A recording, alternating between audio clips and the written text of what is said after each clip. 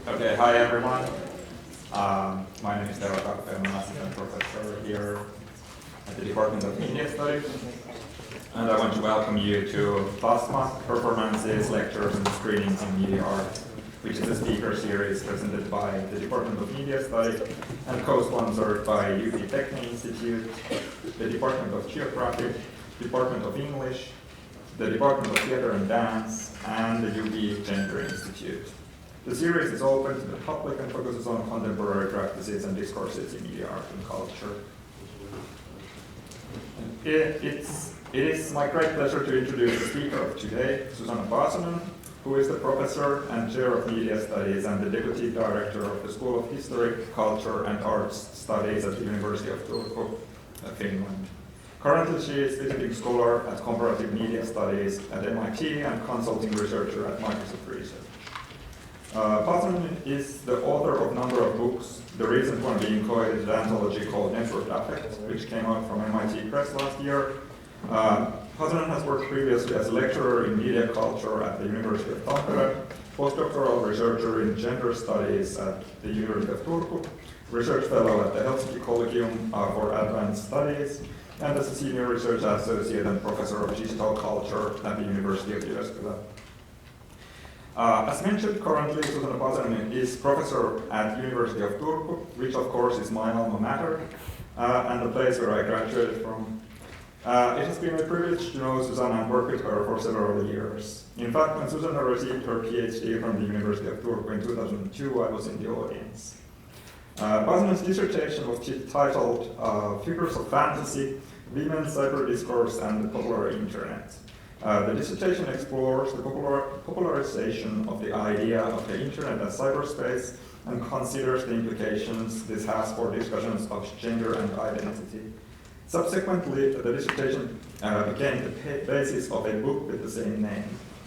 With this book, Paasonen was among the first researchers to focus on the popular internet, a research field that has become huge since and built grounds for subfields such as social media studies. In her work, Paasonen has always been a thought leader. She was among the first who began to study online pornography. Her book, Carnal Resonance, Affect and Online Pornography, published by the MIT Press in 2011, maps the ways in which pornography moves its users physically, mentally, and culturally. In that work, Paasonen is interested in the myriad ways online pornography is produced, distributed, and consumed by heterogeneous audiences.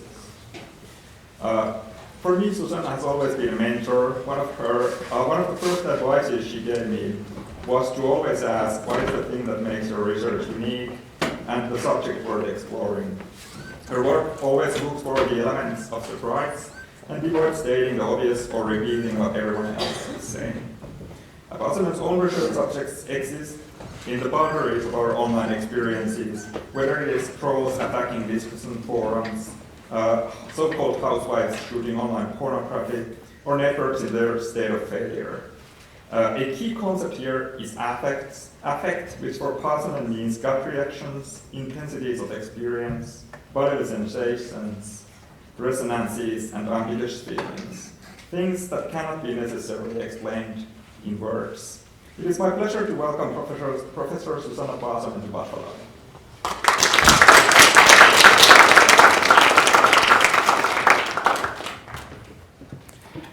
Well, thank you for the kindest of introduction. It really is a bit too kind, even, if there is such a thing. Of course, I'm fabulous, but I'm not sure I'm quite that fabulous. So my topic today will not be pornography, but it will be boredom and distraction, and kind of the extraction of value or the creation of value in social media. My talk is sort of broadly divided into 3 bits, dealing with boredom, distraction, and social media in terms of value creation. And I'll be trying to distract you as I go along. I'm revealing it, but it should be kind of obvious as we progress. Basically, my main, or let's say the argument that I'm starting out with, is that the attraction of social media largely derives from its power to distract. Sites and apps are used as distraction from work tasks that I manage on the same devices that I use to escape them.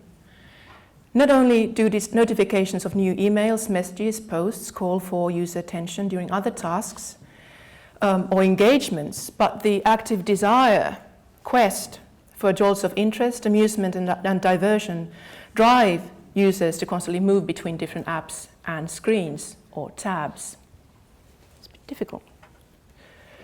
When browsing through Instagram, Snapchat, WhatsApp, Tinder, Facebook, click sites, or whatever it is that currently tickles one's fancy, user attention quickly and constantly shifts and moves. So basically distraction, the way that I'm talking about it today, refers both to pleasurable entertainment and to dissatisfactory disorientation. It is both an affective and a cognitive state, both desired and undesired, both chosen and difficult for an individual to control. It signifies rupture and reorientation of attention. So when we get distracted, our attention jumps and shifts, comes to a halt, and perhaps fails to come into focus at all. For a few years, I've been asking my students to write these little essays about how it feels when media in general fails. And they mainly write about network failure, but they also write about other kinds of feelings related to it. So in this particular excerpt, a 22-year-old Finnish female student describes online access and the diversions it caters as facilitating rescue from the boredom of everyday life. And I think in kind of significant ways, this account resembles that which Mihai Csikszentmihalyi, originally writing in 1975, described as microflow experiences of enjoyable, trivial, unnecessary, simple behavior, and this would be his terms, that are practiced for the sake of pleasure.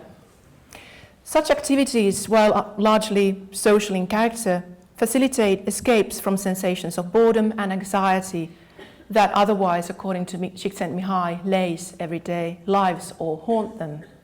The book is called Beyond Boredom and Distraction. Beyond Boredom and Anxiety. So by doing so, the microflow experiences basically increase one's sense of liveness, what he calls vitality, relaxation, interest, and energy. Basically, they kind of amp up the positive affect, make us feel more alive. In a more new materialist phrasing, such experiences increase and affirm one's life forces and potential to act. In his own quite distinct discussion of microshocks, there's Mr. Rogers, Brian Masumi addresses them as effective encounters with the world as entailing a change in focus. What he calls, or he says that in every shift of attention, there is an interruption, a momentary cut in the mode of onward employment of life. For Masumi, such instances of sensory commotion constantly modulate and transform our ways of being in the world. While remaining mostly imperceptible in their instantaneity, these may also be registered as interruptions. Sorry, it blinks a bit for those of you who are triggered to headaches or such. This too shall pass. Epilepsy warning. Combined, these two formulations and understandings of microshock help to foreground the uses of social media as intentional activity involving searches, quests, and pursuits. On the one hand, this would be the Csikszentmihalyi approach, that we're looking for things that distract us in order to feel more happy or more alive, but also as unpredictable encounters, affectations, and transformations that are impossible for an individual to control on the other. A bit like with the possibilities for epilepsy with certain gifts. That would be the only blinking thing I'm showing, so no anxiety there. In this other excerpt, also written by a 22-year-old Finnish female student, but a different one, the act of web browsing itself is described as blasé, distracted activity. Rather than providing microshocks of escape from boredom, the very activity in question borders on the boring. She sort of browses on in a jaded manner. Moving between tabs, focusing on this and now that, involves a distracted circulation of attention. And this kind of distracted attention is something that Tiziana Terranova, in her book Network Culture, sort of discusses as the kind of basic mode or modality of experience. And I think there's something there. Affect, as the capacity to affect and be affected, becomes sensible as intensities that push us and emerge in our constant engagements with the world, the people, objects, and environments, symbols within it. Jodie Dean compellingly argues that the uses of social media are driven by a search for affective intensity, something to grab us. A desire for intensity orients and provokes the interest and curiosity of users as they move across platforms, click on links, share and comment in search of some kind of effective jolt. And this might be a moment of interest, amusement, empathy, anger, or disgust. Some kind of a shiver, some kind of a thrill. Intensity, or that which Dean discusses as the drive, is that which grabs user attention and drives their movements across sites and applications. It is sort of the effective fuel of their actions. This promise of intensity is nevertheless elusive, contingent, and it often fails to deliver. The aim of fighting boredom through the distractions that social media may allow may well end up being boring as such.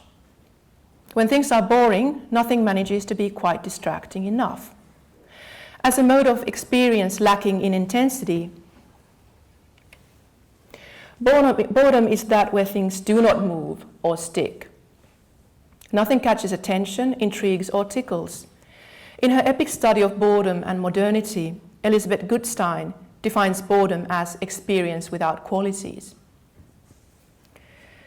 The student excerpts from which that I mentioned or showed you earlier, they've been composed in a context characteristic of Western societies beyond Finland, itself a relatively wealthy and wired first world country with high smartphone penetration.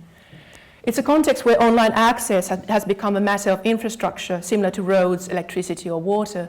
So in terms of teaching media studies, it doesn't really make much sense to talk about, internet as a medium at this point, because it's more sort of infrastructure for everyday life to operate, basically. Without network access, everyday lives are no longer quite manageable on an individual or collective level, as if connections are cut or information fails to circulate. Rather than an add-on to the routines and flows of everyday life, network connectivity has become their requirement, without which one cannot really work, study, communicate with friends, do banking, look for work, check bus schedules, or play diverting games. As one student wrote it, without network access, it felt like her apartment suddenly didn't have a toilet, something elementary was missing and nothing worked anymore. And I don't think she was exaggerating there, although there was a bit of a hyperbole. In this context, excruciating sensations of boredom and frustration emerge from the lack of network access, or from the access in question being too slow. With slow connections, another 21-year-old Finnish female student describes the speed of her experience as slowing down.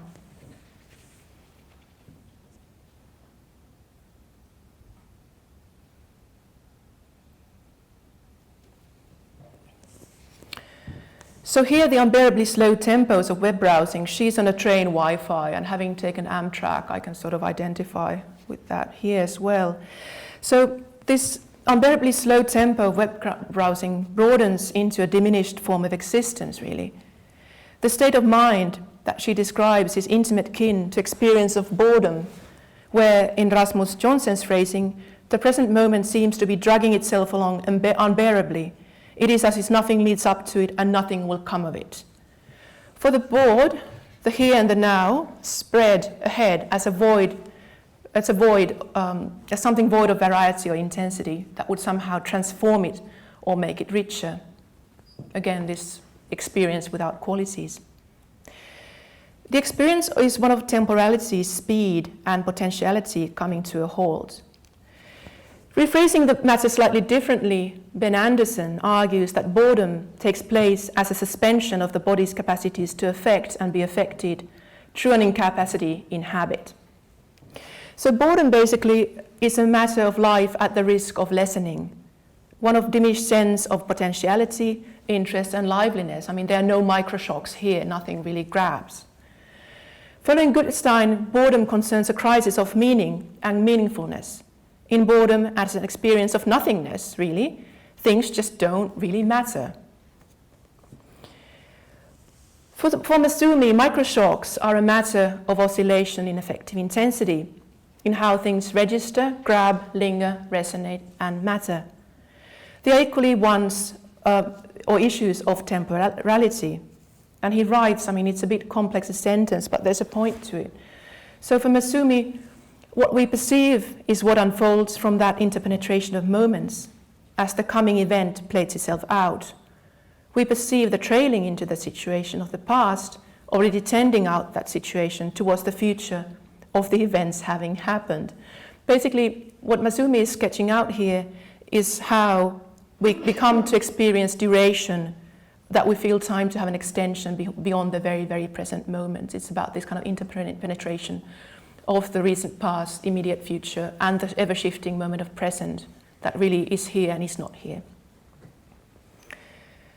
This articulation of affect, speed, and time, I think, is apt in the context of social media, where user attention is firmly in the present, and the kind of constant circulation of links, posts, messages, or whatever, that offer the constant promise of microshocks, at least the promise, maybe not the experience.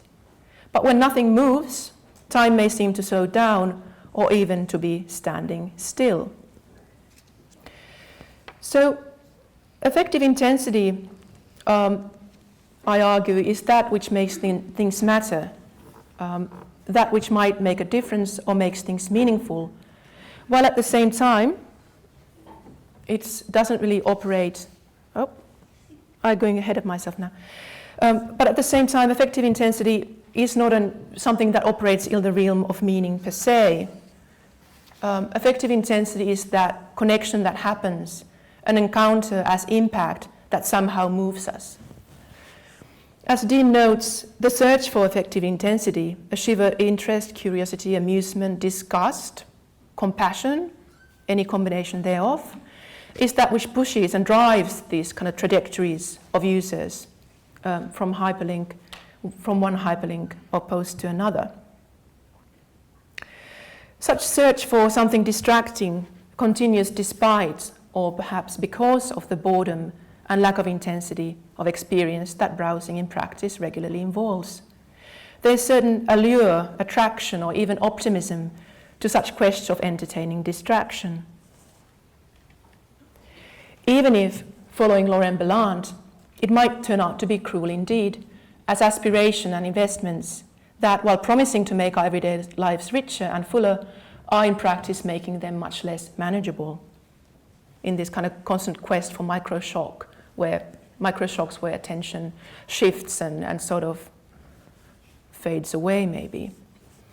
Users constantly fiddling their smartphones, tapping on apps, may be experiencing and evoking similar boredom that they are trying to dispel with their motions.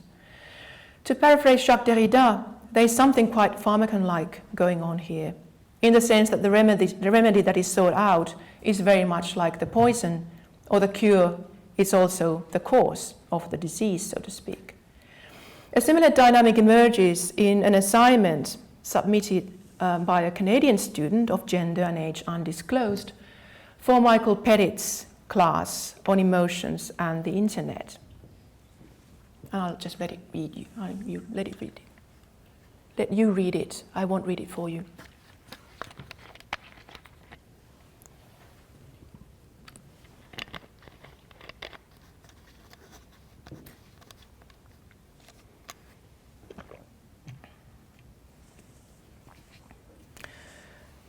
So rather than considering distraction and boredom as the opposites of attention or interest, as maybe one is easily inclined to do, they can be understood as modulations in forms, intensities, and rhythms of experience, from kind of heightened to flat, all things in between. In Christine Veal's words, as subtle gradation with many nuances. And she's writing about distraction as well. In other words, boredom and the lack thereof can be seen as patterns in the same fabric as modulations in affective intensity. Petit points out the centrality of boredom as that which is both being escaped from and which results from the restless movement from application and screen to another. He identifies them as involving hypnotic engaged disengagement with the miasmic qualities of boredom, detachment, ennui, and malaise that collectively can be thought of as digital disaffect. So with digital disaffect, and here's a longer quotation from that passage where he writes about it, and this would be in the book Networked Affect that I'm plugging with no shame here. It's a nice book. So Petit tries to tackle the ubiquity of blandness. Belland, writing in a somewhat different framework, discusses something similar as flattened affect. Boredom and blandness of experience are that which is being escaped through social media platforms and the distracted forms of attention that it fuels. Divided attention is always already a form of distraction, as rupture and reorientation of attention can be very distracting. So, moving to the second part of my talk with maybe a couple of cat gives less, bit of context. Basically, discussions on the accelerating speeds of online attention economy have been abounding, as have academic and journalistic accounts and diagnoses on the erosion and poverty of attention. And this all would kind of lead to or describe a culture characterized by terminal and chronic distraction. And Nicholas Carr's best-selling The Shallows would be a prime example of this. It is not the only example, but maybe the best known.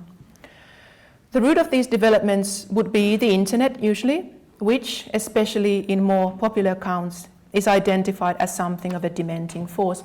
But I also like the fact that there's an indie band called The Shallows, a British band, on the same page. I don't know what The Shark is about, really. Maybe about the dangers of the internet. But it's useful to recall that diagnoses of distraction and boredom have been a major concern in cultural theory for over a century, actually. Ever since Georg Simmel's 1903 analysis of the distraction of urban modern life leading to disaffected blasé outlook, something that already borders on boredom, and this would be Simmel, that would be Siegfried Kracauer, and that would be Walter Benjamin, many a German man. So Kracauer in the middle, late 20s, early 30s, wrote about the mass culture of distraction as both an impediment to productivity and a form of pleasure within the capitalist system of mass production. He wrote about film and radio. Or Walter Benjamin's more positive take on new forms of distracted perception connected to photography and film. Boredom, along with melancholy and disaffection, was in fact identified as 19th century mal du siècle, disease of the century. In 1985, Neil Postman offered a media ecological analysis on the shortening attention spans caused by the increasing speeds of electronic media, in his case, television, and its pervasive principles of entertainment that are constantly trying to ward off boredom. In more recent studies, media culture has been identified as generative of sensory and cognitive overload, digital dementia, neurological rewiring of our brain, and the erosive loss of cognitive capacity caused by the accelerated temporalities of network media. As different as such analyses may be in their scope, context, and empirical evidence, they all involve considerations of media and media technologies as contributing to and shaping forms of experience, feeling, and thinking. And media, again, needless perhaps to say, is tied at the hip to capitalism as forms of labor and value production. Jonathan Crary, art historian, summarizes much of this development in his Suspensions of Perception, a 1999 book, where he identifies attention and inattention as markedly modern notions and problems connected to proper productivity within capitalism. And here capitalism would be the very same system which, through the kind of perpetual transformations, reorientations and insecurities that it produces, erodes the possibilities of focused attention that its organization of labor requires. So again, we have the kind of pharmacon emerging. Modernity for Crary, as for Simmel or Krakauer, involves novel speeds, accelerated circulation, and sensory overload that require constant adaptability on the part of the individual. Modernity, in sum, translated for Crary as an ongoing and perpetually modulating process that would never pause in order for individual subjectivity to accommodate and catch up with it. So it's always sort of too much, always uncomfortable. So while the intense preoccupation with distraction and boredom and the scarcity and erosion of attention may seem particularly acute to contemporary culture and the diagnoses it engenders, concerns connected to attention as a kind of precious yet precarious commodity or resource are in some hardly novel as such. More than a century since the first diagnosis of distracted modernity, things remain in speedy flux. The rhythms which seem to only increase and nervously reverberate as we go about our everyday lives, much of which are spent in the company of and organized through smart devices and network technologies. Human perception is characteristically transient in its focus. Taking in as it does the constant changes in one's environment, attention does not easily hold still in one object alone. As Laurent Bellat writes, attention travels and takes naps, cruises and makes tracks, puts a foot in the water and holds back demonstrably, wanders and trespasses. Distraction then is constant, and as Crary puts it, attention and distraction cannot be thought outside of a continuum in which the two ceaselessly flow into one another as part of a social field in which the same imperatives and forces incite one and the other. So in a sense, you can't really tell distraction and attention apart. And I think that's fair enough. As our perception is constantly split and experience fragmented between different media technologies, screens, app devices, platforms, impulses, the capacity to capture attention, to grab people by the eyeballs, has become increasingly manifest as a matter of value production. Stickiness is that which pauses the constant reorientation of perception by providing enough distracting stimulus to almost, if not necessarily quite, call it attention. In the framework of attention economy, attention itself, as this scarce resource in a media environment characterized by the abundance of available media content, has taken the shape of an immaterial commodity. The quest for attention, for something to stick rather than slide by, for it to cluster rather than fade away, is at the very heart of the political economy of social media. And I don't think this is particularly novel or kind of breaking news. Consider, for example, the operating principles of click sites such as boredom therapy. What they are trading in is precisely this. They are trying to distract us by providing something sticky enough to catch our attention for just a minute. In the context of these click sites or clickbaits, the harvesting of attention is actually kind of intimately tied in with attempts at effective management, which I'll be talking a bit now.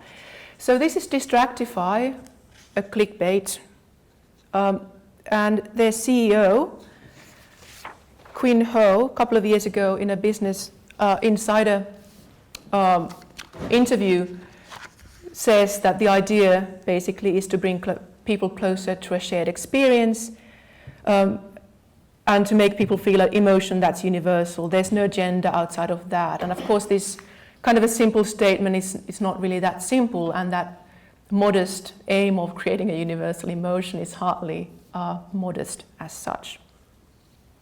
But basically what he's making explicit here is that clickbaits operate through emotional address.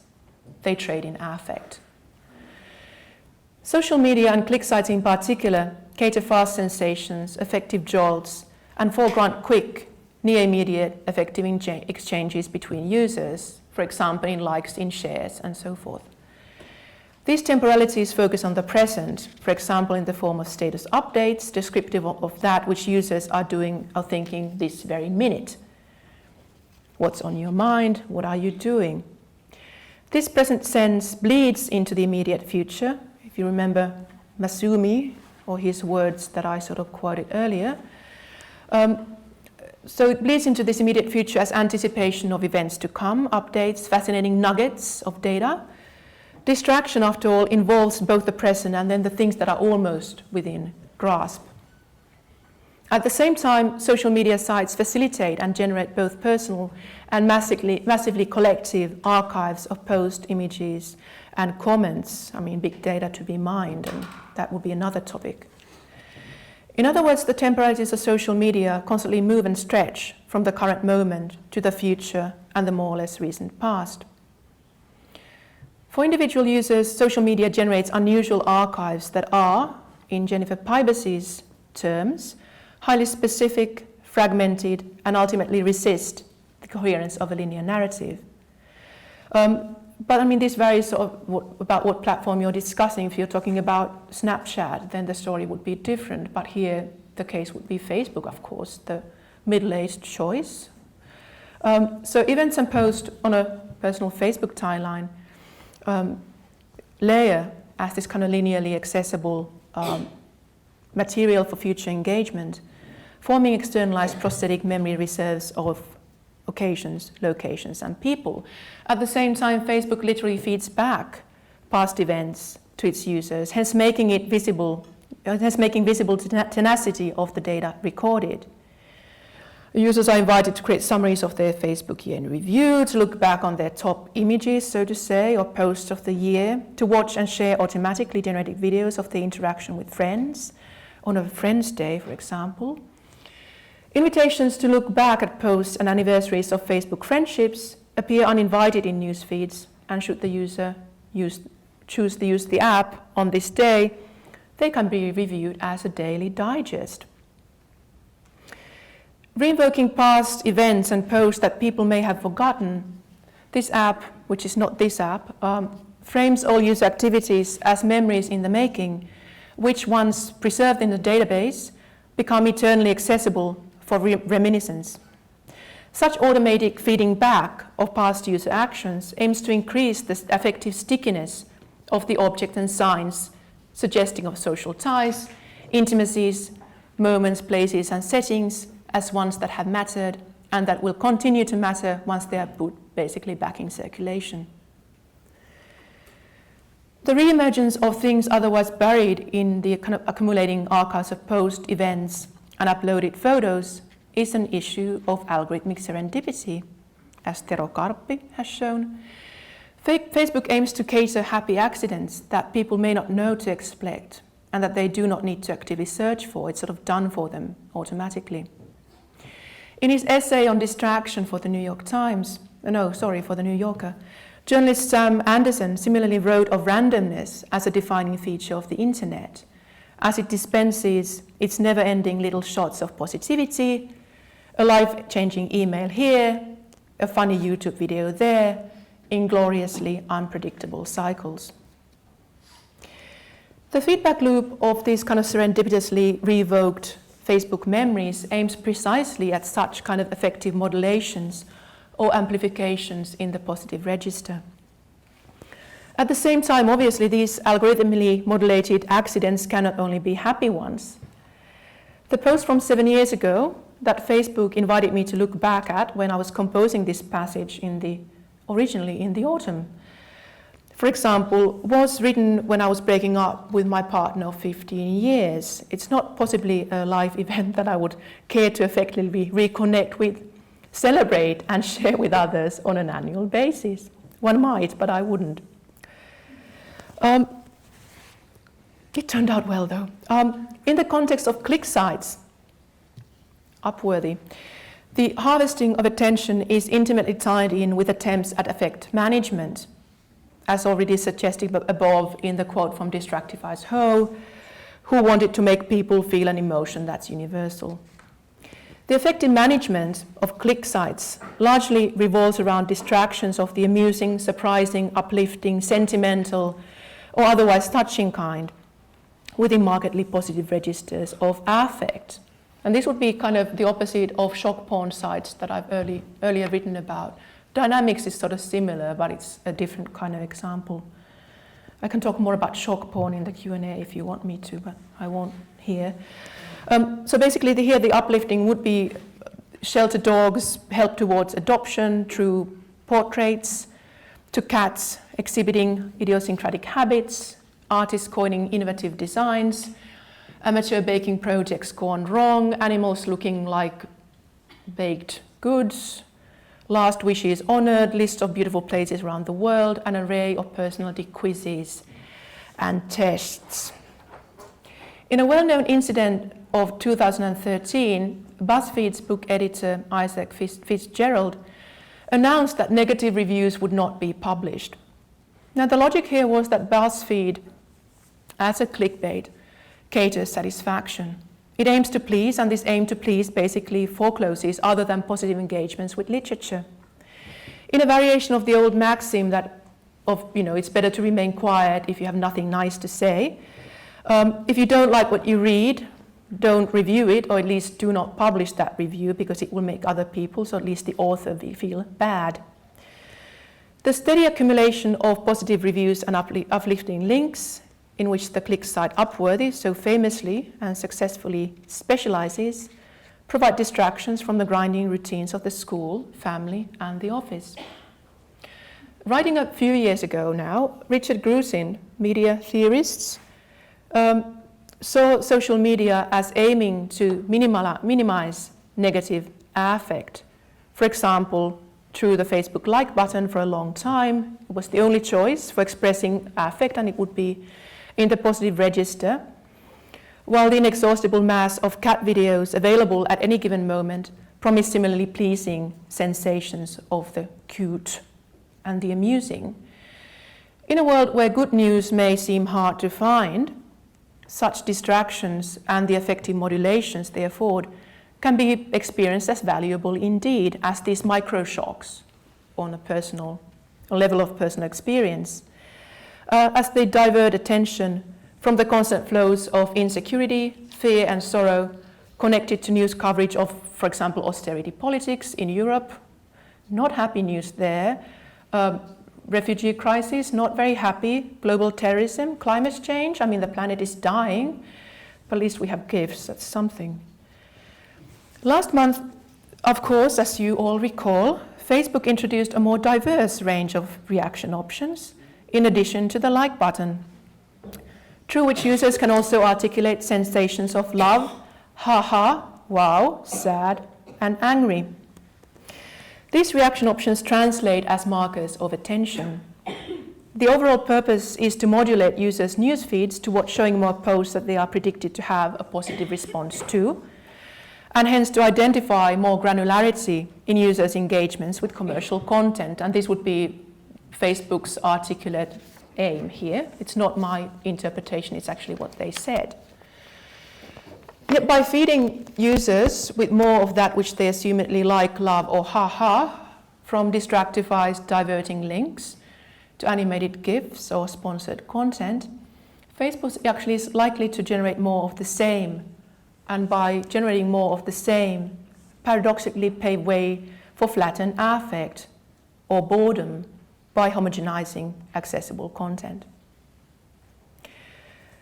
As the much publicized incident of Facebook's emotional manipulation study of 2012 made evident, effective management is very much inherent to the platform, as it can be argued to social media much more generally.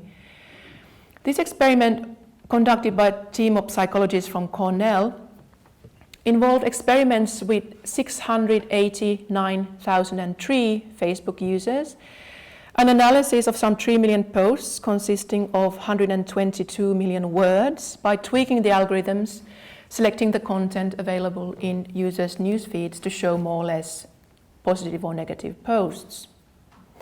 I won't really go into this too much, but the hypothesis of the experiment was similarly striking to Distractify's hosts, namely that, quote, emotional states can be transferred to others via emotional contagion, leading people to experience the same emotions without their awareness. The finding in a nutshell was that emotions, or moods, as they might be better called here, did indeed catch on, spread and stick, even if the manipulation that was conducted was on a quite modest scale. So Distractify aims at the production of a shared universal emotion that would grab people independent of their mutual embodied differences. BuzzFeed and Upworthy try to optimize positive affect, and Facebook tries to explicitly modulate it. Such attempts at what Theresa Brennan might have called transmission of affect are nevertheless bound to be quite volatile and disjointed. Now, positive or negative words written in a Facebook post of, say, loving or hating a specific song, a politician, specific dish, do not translate as or speak of what we feel, let alone what the affective intensities driving us might be. Such dynamics are grounded in a much more complex nexus of personal histories, life events, surroundings, and encounters, many of which do not find their expression in language at all. So clicking like, love, wow, or haha on a post provides the platform with clear-cut, easily analyzable data on our user engagements, yet much of our experience remains permanently inaccessible, ambivalent, and partial. Just think of sarcasm, think of irony, rather popular forms of engagement in terms of content online. Furthermore, as a rich body of social media scholarship has shown, that which people disclose and share, with whom and how, results from specific, often very clearly articulated strategies and decisions concerning audience management and self-representation. Social media updates, likes, emojis, and comments are far from being transparent or immediate expressions of personal feeling. Rather, they are crafted and knowing displays and invitations to certain forms of interaction.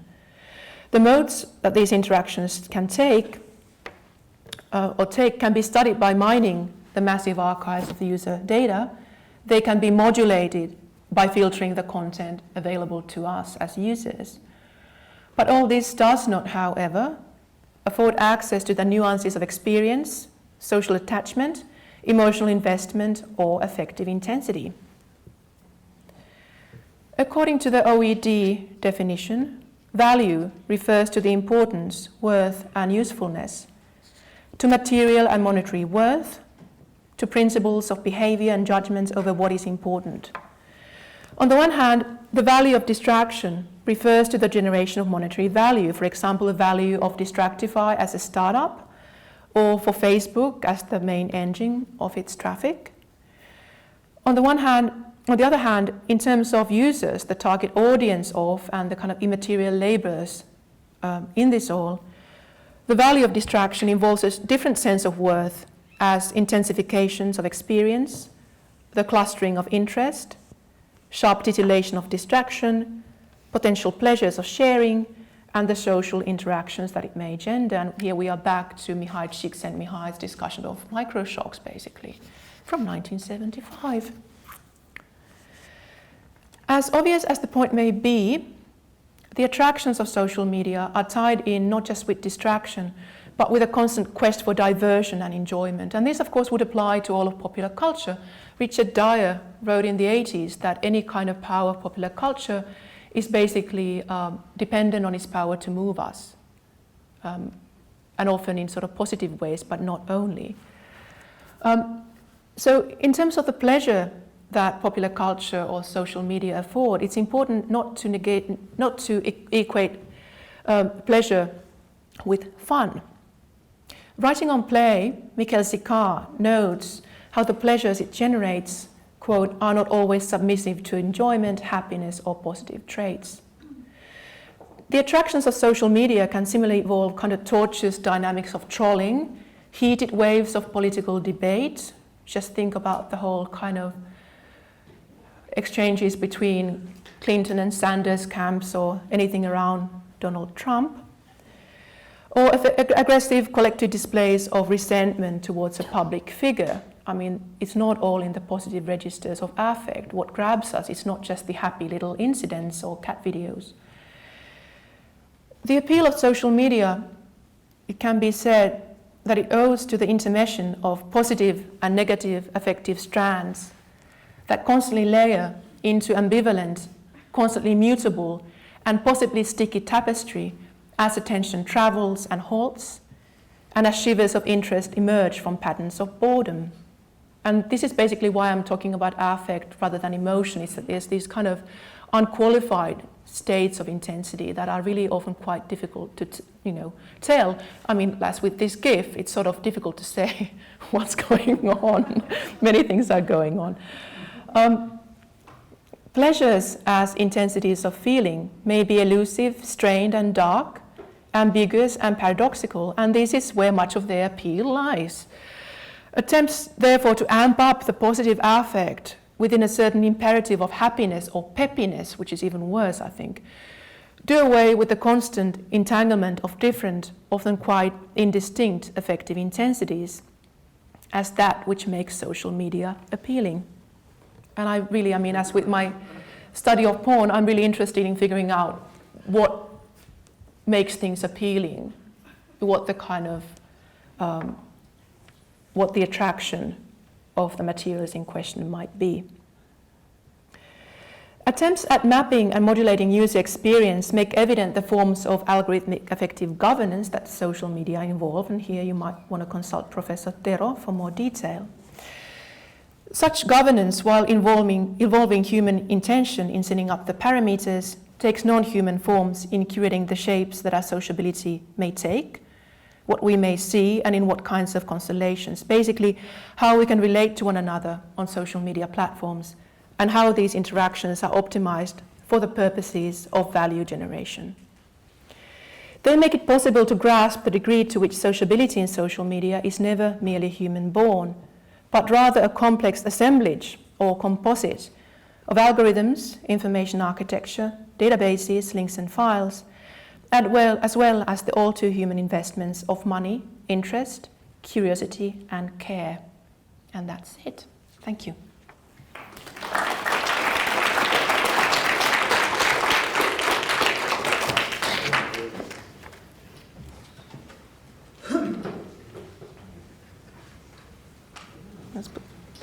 That's more uplifting as a final, unless you want the rabbit in the bathroom.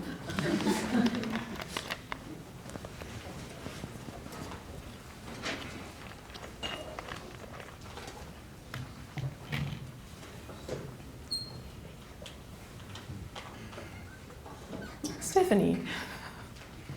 Could you explain again,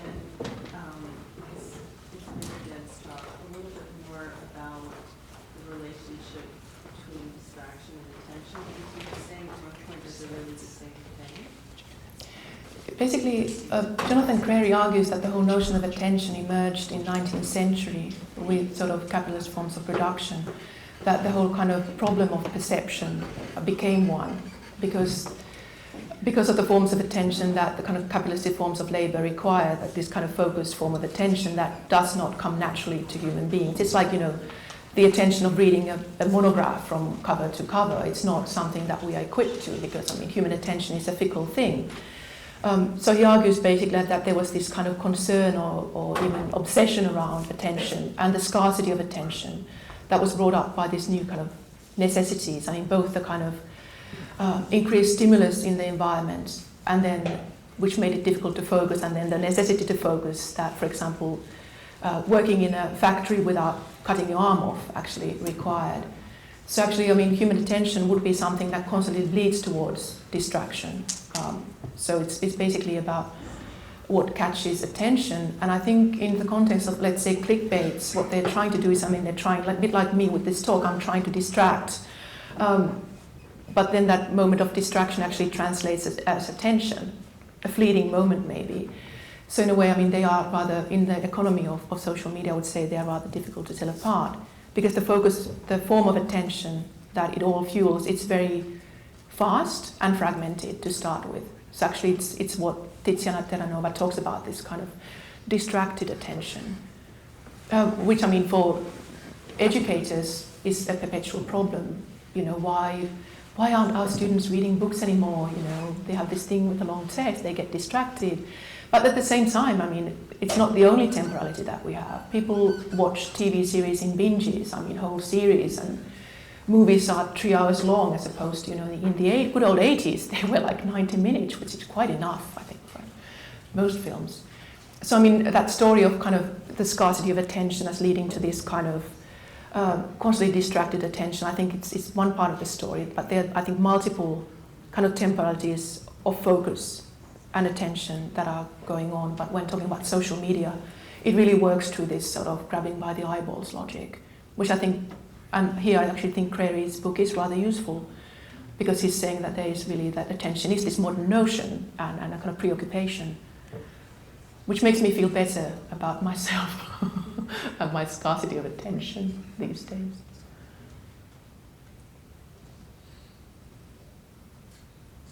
Yes? Thank you for your presentation. I like that approach. Vico Berardi talks about the shift from industrial labor to cognitive labor and the kind of acceleration of the stimuli you're talking about leading to anxiety, panic, and depression in a collective way. Do you agree with his analysis if you're familiar? And he also comes up with a possible escape route, as he calls it, through poetry, therapy, with reconnecting with your body. And do you see a type of escape route or mode of resistance when dealing with these? I mean, I would say that what's striking when reading cultural theory is that these same concerns have been voiced for over 100 years. And it's always this kind of narrative of hopelessness, and it's the media technology that is, you know, making us bored or anxious. Or, I mean, if you ask Mihai Csikszentmihalyi, he'll tell you that that's the human condition, is to be bored and anxious, that we are trying to escape from. I mean, of course, there's a whole economy that tries to sort of make people feel better, from digital detox programs to mindfulness applications and programs and different kinds of what Melissa Gregg has studied, kind of work efficiency apps that block our access to online content so that we won't be distracted. So there's a whole kind of value production going around in this kind of management of attention and affect. But I mean, I've been more interested in sort of trying to find alternatives to this kind of dystopian narrative that keeps on popping up. It's sort of in different shapes, but it's very much the same story from Simmel onwards. And I've been really interested in Jane Bennett's kind of critique of theories of disenchanted modernity. She hates Weber in particular, but I think she hates Simmel as well. And basically she's interested in the kind of forms of attention that emerge, that it's not just a story of loss. What novel forms of kind of focus or perception might there be? And she's talking about the kind of enchantment of modern life as this kind of little moments of captivation in everyday life that make our lives basically richer, which come kind of close to this microshock notion of both Csikszentmihalyi and Masumi, actually. So in a similar way, Microsoft research, and I'm consulting researcher, but this was the most useless consulting research they ever had, surely. But Microsoft Canada, their marketing research department did this study 2 years ago about attention spans. And according to that time span study, the general time kind of attention span of a Canadian is shorter than that of a goldfish. Attention span of a goldfish is something like, I don't know, 8 seconds, where it was something like 6 for humans. So it's about this kind of erosion of long-term attention. But then what they also found that there's this increase in short-term attention, kind of intense short-term attention, and also capacity to process that information. And that seems to actually support those formulations that if there is this rewiring of our brain going on connected to network media, and I think there really actually is. I mean, the whole kind of brain plasticity thing is broadly discussed, not just by Nicholas Carr, but others. Then what emerges from that is actually kind of novel forms of experience that are something we haven't had before. And while they may eat away from, let's say, book culture, or live parallel to that. They may also be giving rise to something that we don't quite yet know. That isn't just a question of loss or something that makes us anxious or bored.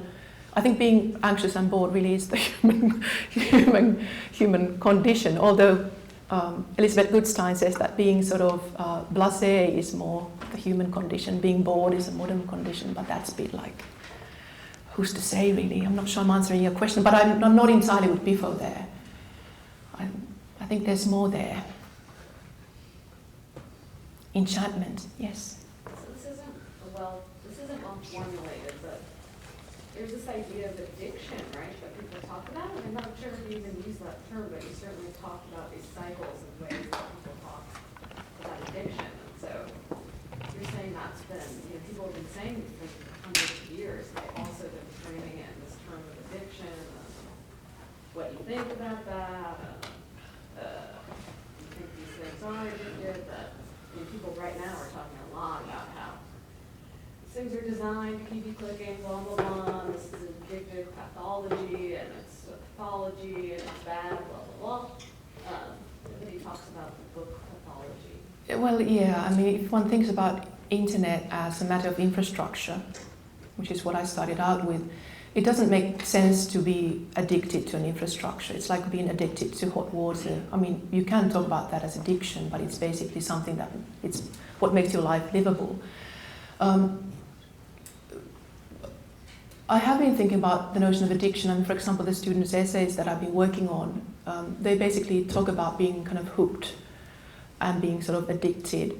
And there's a whole, again, kind of economy around, I mean, diagnosis of internet addiction, there is no actually uniformity of opinion whether it exists. Most people that I would read say no, that it doesn't really fill the criteria of, addiction. Basically, addiction means compulsive behavior with a quest for pleasure, where pleasure is not reached. It's compulsive in the sense that you're looking for something that you can't reach, for an intensity of experience that always fails to deliver. Nothing is quite enough. And therefore it sort of turns against itself and eats away at the pleasures of life. Whereas, at the same time we have this whole media culture where the main form of how we are addressed as consumers is basically the position of a fan. To be hooked on something is a positive thing, right? It's about this kind of affective attachment to products of popular culture, to platforms, whatever they might be. So, I mean, to be hooked is not quite the same as to be addicted or to be dependent on something in terms of infrastructure. And I think we are very much dependent on smart devices, on network connectivity, and many things just for our lives to run. And also we are sort of dependent on diversions for those microshocks to make our lives sort of more pleasurable. When that actually starts to border on addiction, I would be rather careful to make that into like a, cultural diagnosis about everything and everywhere. One thing I've been doing with my students, we've been filling out these internet addiction self-diagnosis things. I strongly recommend, they're hilarious, because they're exactly the AA template. It's like, do you remember, look back to the previous time you were online? Do you look forward to the next time? It's like, do you recall having your last drink? Are you looking forward to your next drink? And it sort of goes with that whole idea that internet, like alcohol or drugs, is this addictive substance. And when something is discussed as an addictive substance, there are no qualitative differences within that. So it doesn't matter if you want online access to hand in an essay that's long due in order to get your credits and to be finished with something, or whether you're looking for that cat gives for some kind of a effective fix, or whether you're just looking for pornography for one reason or another. No, it doesn't matter. If you want to go online, you're hooked and addicted. And I think that approach really ignores the way, to the degree to which it's not a question of choice whether I want to connect. Living in Finland, if I want to do my taxes, banking, no network connectivity, good luck. Functioning as a citizen requires kind of network access, and I think that's increasingly the form of life in most Western countries.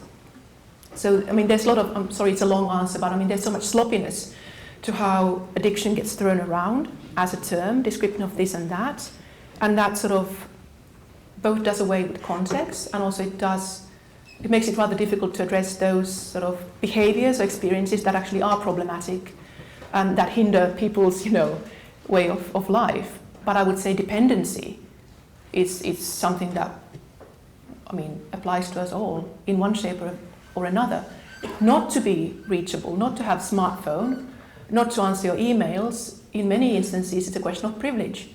If you're a precarious laborer and you're looking for that phone call, when your next gig is going to start, being constantly available, it's not a privilege, it's something quite different. Those who can afford not to be reachable would be CEOs with personal secretaries who handle that stuff for them. So in a way, that idea that kind of discourse that we've had in the context of digital divide since the 90s or before, it sort of turned into different shapes and forms. So actually also lack of access, the privilege to say no has become sort of a mark of prestige, really. Not to be dependent is maybe a scarce opportunity. Yes. Then do you find there's a conflict between those people who are addicted to internet and some people that are reject the internet? Because I think that's why there's more and more people go to meditation classes Yes. and yoga, Yeah. especially in a city. And because I think they cannot handle that much information on the internet. Yeah. So do you think there's a conflict between those two kinds of people?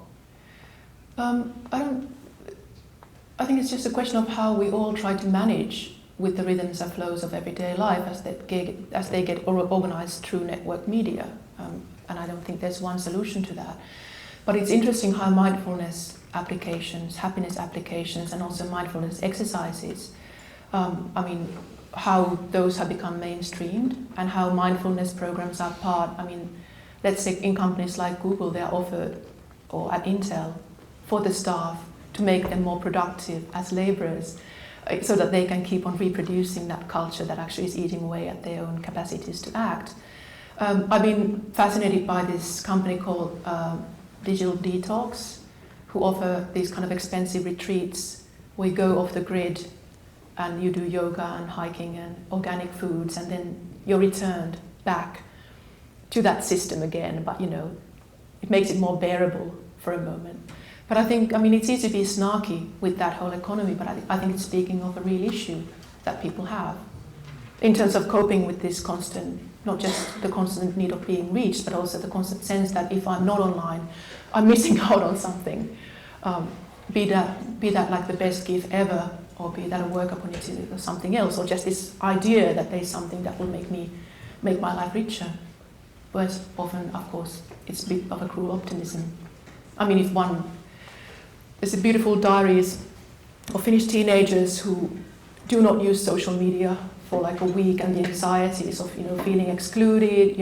All your friends are sitting around in a circle with their smartphones. They have the best stuff there ever. You can't participate, and after a week, once you check what's available and what kind of messages you have on your multiple apps, there's nothing much there. You've seen it all in 10 minutes, and it's like this anticlimax of like, this was the realm of possibility that kept me awake for a week, and this was all that it was. So yes, I think there really is something to that kind of Derrida's notion of the pharmacon here, that basically the disease, or the kind of the cause of the disease, is the same as the cure. It's the same as what Jonathan Crary was talking about in terms of attention in 19th century. Although not the same, but let's say it's similar. Yes? So Simmel is writing at the turn of the 19th to 20th century about urban experience and the development of blasé attitude in relationship to a rapid juxtaposition of divergent stimuli in urban environments. And he contrasts that with this rural experience.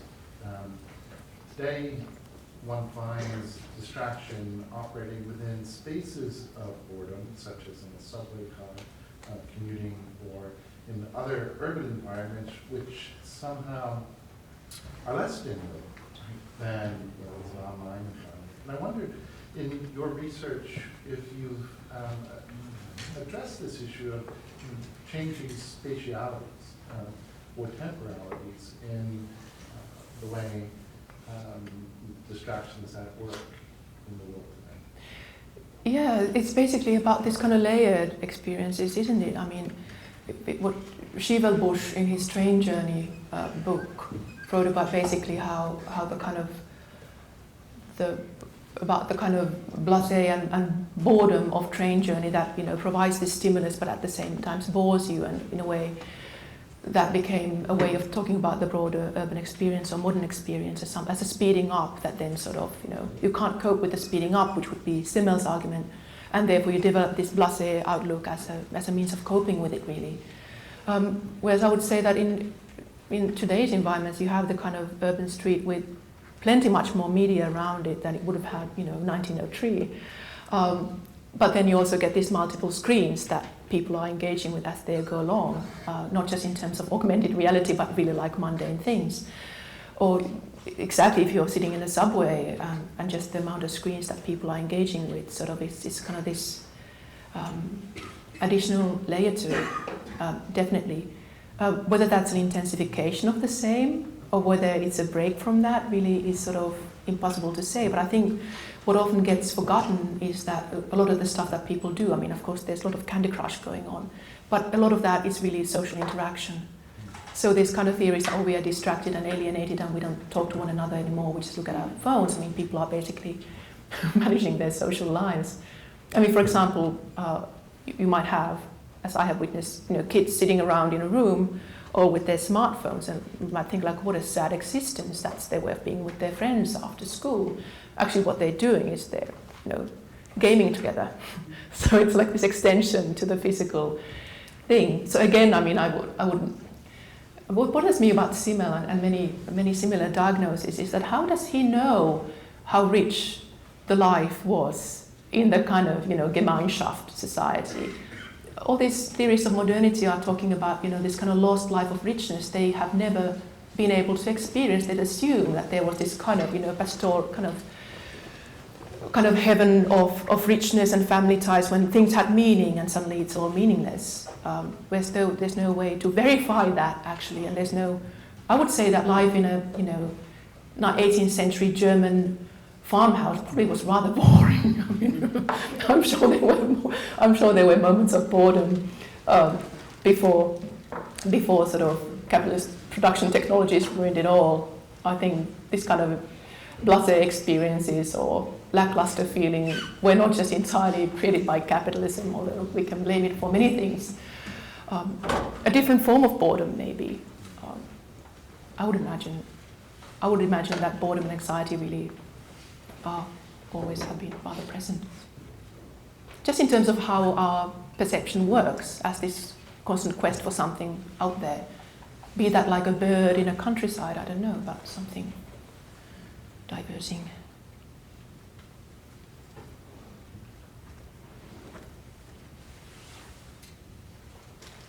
Are we done? Is it time for drinks? Excellent.